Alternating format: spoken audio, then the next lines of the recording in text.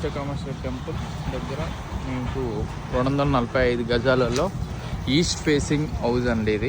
ఇది వచ్చేసి car parking, 2 కార్లు పడుతుంది. బోర్ ఉంది, మీకు సంప్ ఉంది. ఎలివేషన్ చూడండి ఎలా ఉందో. లోపల ఇది 3 బెడ్రూమ్ అండి. లోపల చూడండి ఎలా ఉందో. వచ్చేసి కిచెన్, ఓపెన్ కిచెన్ అండి. ఇది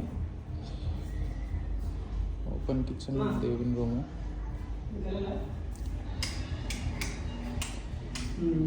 3 BHK అండి. ఇది